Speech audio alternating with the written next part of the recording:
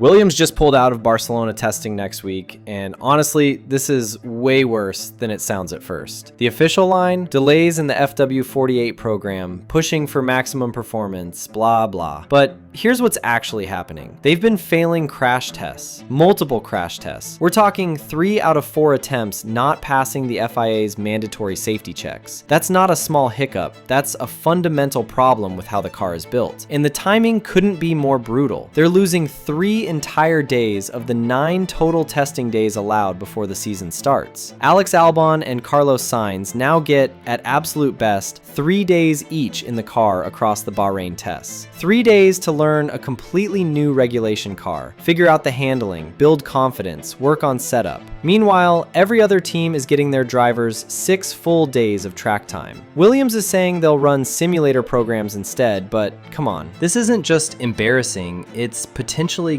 catastrophic for their 2026 season before it even begins. Look, Williams failing crash tests isn't just a technical problem. It's a pattern that should make every fan nervous. This is the same team that, back in 2019, showed up to Barcelona testing without a car. Not a broken car, not a delayed car, literally no car at all. They missed 2.5 days because they couldn't get their act together in the factory. Everyone laughed it off as a one-time disaster, but here we are 7 years later, and the script hasn't changed, just the excuse. The DNA of these problems runs deep. When Claire Williams was still running things, the team was already hemorrhaging talent and struggling with basic manufacturing timelines. They'd promise aggressive development, miss deadlines, then scramble to catch up while other teams were already 3 steps ahead. The Doralton Capital takeover in 2020 was supposed to fix all that, inject American money and corporate efficiency, bring them back to respectability. And to be fair, they stabilized things, stopped the bleeding, even scored a podium with Albon in 2023. But stability isn't the same as competence. And what we're seeing now is that the fundamental issues with their engineering pipeline never actually got solved. They just got masked by having decent drivers and occasionally getting lucky with strategy. Failing 3 out of 4 crash tests isn't bad luck or pushing boundaries too hard. It's a failure of process. It means your simulation tools aren't accurate. Your correlation between CFD and real-world structure isn't working, or worse, you're cutting corners trying to hit weight targets and compromising safety margins. Any of those scenarios is damning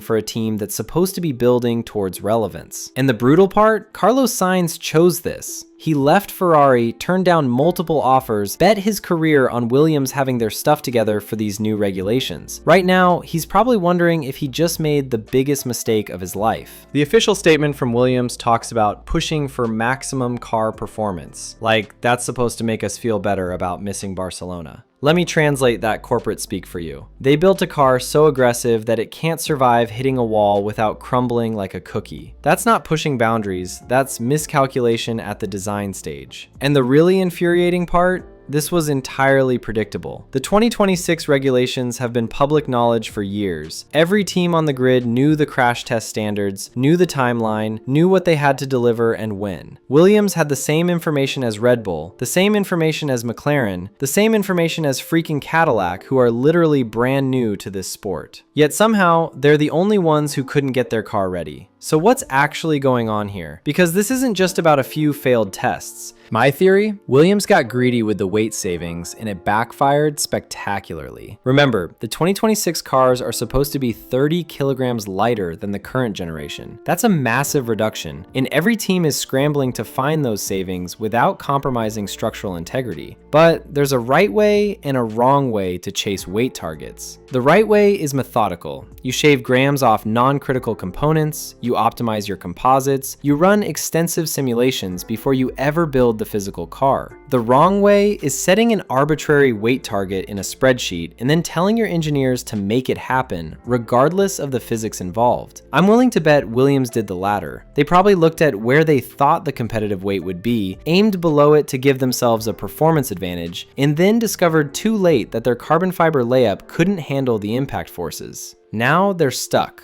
because you can't just add weight back in without redesigning major structural elements. That takes weeks, maybe months. And they don't have months, they have days before Bahrain. But here's the darker possibility that nobody wants to say out loud. What if this isn't about pushing too hard, but about not having the resources to do it right in the first place? Doralton Capital bought Williams for around $150 million back in 2020. That sounds like a lot, until you realize Red Bull and Mercedes spend more than that on their annual operating budgets. Williams has been running a budget cap operation with budget cap ambitions, but the infrastructure investment needed to compete with the big teams never really materialized. They still don't have a proper wind tunnel, they're still using Toyota's facility in Cologne on borrowed time, their simulation tools are generations behind what Ferrari or McLaren are running. So when these new regulations dropped and every team had to essentially start from scratch, Williams was trying to fight with one hand tied behind their back. They don't have the computational power to run the thousands of crash simulations that Red Bull